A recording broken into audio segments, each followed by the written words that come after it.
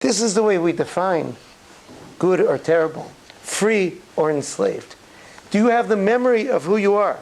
Are you able to live according to who you truly are? That's the freedom that we're looking at here in the process of Yetzias Mitzrayim.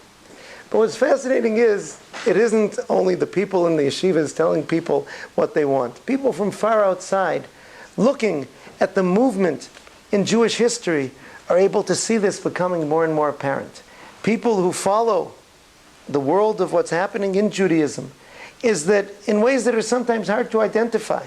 Not necessarily that person putting on a kippah and tzitzis, and not denying the huge proportions of intermarriage and assimilation which are decimating the Jewish people.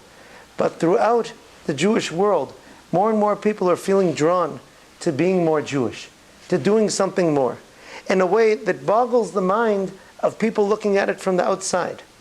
Let me continue on with what Amnon Dankner wrote at that time. He said, you enter the Beis Medrash of a yeshiva and you see our chevra, shuckling like demons, waving their hands as they explain the psukim and sugyas out loud. And when they crack open a sugya, their faces light up with true happiness. This is spiritual simcha, not the simcha of a new car or of Maccabi Tel Aviv winning the European Soccer Cup. When was the last time you felt excitement like that? Happiness like that? The real shock came when I went to Rami's wedding. Since high school, I never saw so many friends. Under their strange clothes and beards, I discovered faces I hadn't seen for so long.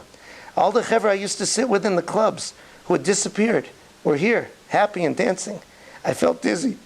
One of them took me to two rabbis standing there. They smiled at me. They said, "Nu, come along, look around, learn a bit, see what it is. We'll accept you with ahava." Back then in Bialik's day, it was the opposite. They flew from the yeshiva during the Haskalah. And now the tables have turned. University, business, Zionism, army, apparently none of it's enough. They're going back to their roots. Everything I wrote about the Yom Kippur War or mysticism or each person's personal motivations for tshuva could be right. But sometimes I feel that it's more than all of that. Maybe something in our genes. We're all Jews, aren't we? Maybe this whole story, the Haskalah, Zionism, was just an intermediate stage so we could establish a state. And now that it's over, and those generations have done their part in history, we're going back to who we really are, to who we should be.